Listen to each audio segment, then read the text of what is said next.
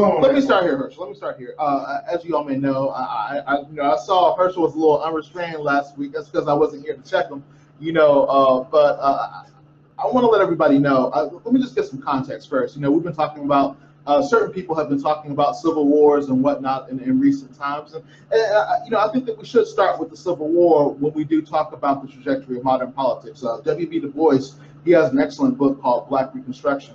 And what it does is that it goes through how, in the aftermath of the Civil War, with the state occupying the South, we have the largest amount of Black people in mayoral positions, in congressional positions, as city council people. That was the first time in American history that Black people were able to participate in politics en masse. And one of the things that we should note about the Civil War is that not only was Black participation Not only was the requirement for Black participation a full civil war where the federal government had to actually come down with military troops and defeat the slave-owning South, not only was that a necessity, but it required federal occupation after that in order for that necessity to come into being. But we have to be clear that when the Civil War happens, despite the fact that the Civil War was about slavery, it was about literally no other issue, it was about slavery. Despite the fact that the Civil War was about slavery, we should also know that the Civil War was not about liberation of slaves.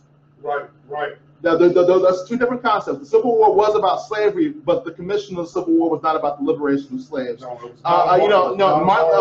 when we think about somebody like Abraham Lincoln, who did sign the Emancipation Proclamation, we should always note that the Emancipation Proclamation was a half document. It only freed the slaves in the slave-owning South. It did not free the slaves up north. That's right. We should also note that the implementation of the Emancipation Proclamation did not touch every corner of the South. There are places in Texas that still had slaves that still were not under full enforcement of the Emancipation Proclamation. We should also note that Lincoln himself, despite the fact that he was not pro-slavery, he thought that slave owners deserved reparations.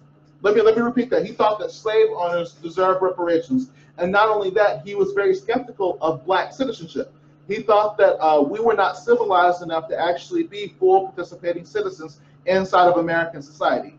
And pursuant to that, he actually belonged to something where he tried getting us to colonize Liberia, right, with the purposes of ensuring that after we were free, quote unquote freed, we would be shipped off someplace else that we had never grown up at, or that we never lived at, or we never spoke the language at. So, these things have to be borne in mind. And so when the Union troops came to the South, they were not coming to the South as a liberating army for slaves. They were coming to the South as an anti-Confederate force.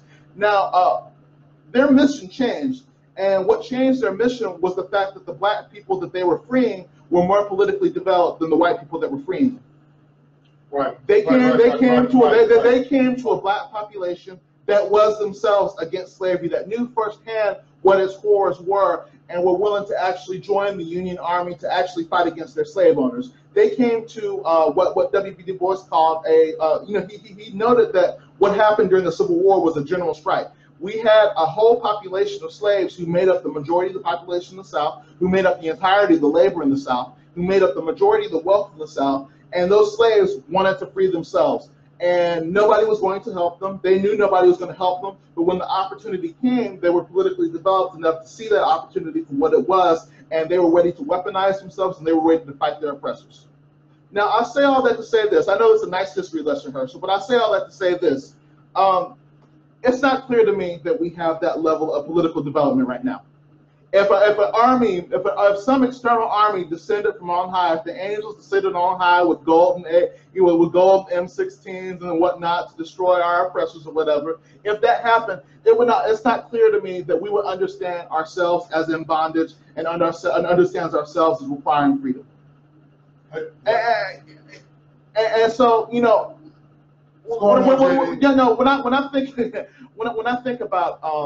when I think about our political trajectory, when I think about where we are politically, when I think about what we're doing politically, I think about the distance between what we see as politically necessary and what is actually politically necessary.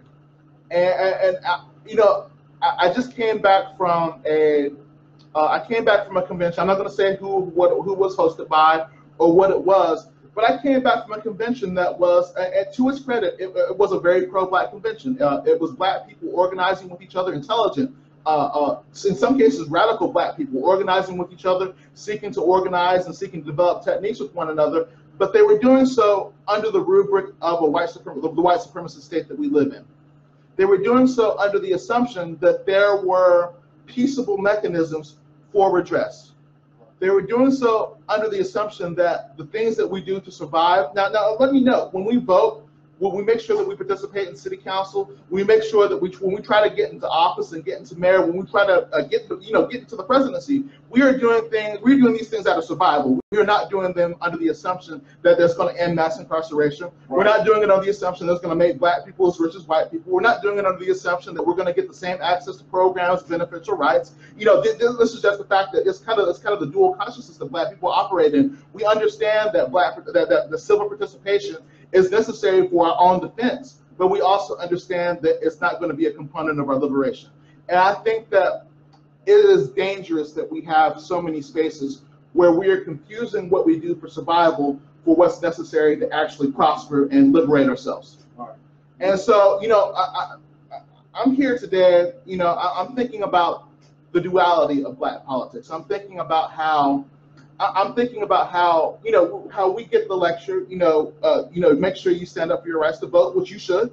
Make sure you participate, which you should. Make sure you do this, make sure you do that, which you generally should. But we have stopped seeking and we have stopped asking for liberation from the context that we are in. You're absolutely right. We have stopped. You're absolutely right. And because of that, liberation is now far from our vision and is far from our conception. The slaves generally did have a binary that they could operate in. They knew the difference between being slave and free. We are currently in enslaved conditions, and we don't know what freedom looks like. We are currently confusing what we see as freedom. Right. As actual freedom. Exactly. So we're in a context where white supremacy circumscribes our status, it circumscribes our degree of power, it circumscribes what we do and how we do it. And instead of having the vision to actually be able to see where our horizon should be and see the distance between what we do now and that horizon, we're just stuck. We've made what we have all there can be. And in so doing, we've undermined that necessary antagonism that's necessary for a conscious black person to exist in a white supremacist state, which America is. So, I'm here, and in some ways I'm heartened because it's not like we're doing nothing. As I consistently say, black people are organized. We organize. We have networks that we hit. We have HBCUs. We have black institutions that we're still trying to uphold. We have black businesses that still exist. I'm not going to say we're thriving, but we're not doing nothing. Right. All these things that we're not doing nothing. We vote. Again, everybody's going to lie to you, but we do vote. Exactly. Since at least the Obama era. First off, we should note that black voter participation has increased every single election since the Voting Rights Act passed. Every single election, and it has increased again as in every election after Obama became president. So whenever people say we don't vote, we don't turn out to vote, we actually, black women have the highest highest degree of voter participation in the country, followed by black men. Followed by black men. Again, we live in a context where we're both oppressed and we're lied to about what we do to ameliorate our oppression, and we need to stop that. But I feel like I'm in a position where we've made struggle, the struggle inside a white supremacist state, all there is and all there can be for politics. And I want to note how deadened that makes us to not just our political possibilities, but to our responsibility to the betterment of our community. Yes, you should vote. Yes, you should participate. Yes, you should be involved in every way you can in the mechanisms of the state that you live in. That's just basic adulthood, that's basic civic responsibility. But as a black person, you should know that this is not your home. Right. You should know that this is not your home. You should know that insofar as this can be your home, it requires the dismantlement of all of these levers of state, all of these levers of society that we currently rely on. And if we are not actually pushing ourselves in that direction, we're putting ourselves in a circumstance where our oppressors are deciding what power looks like for us and to us. And that's how we get to a bottom.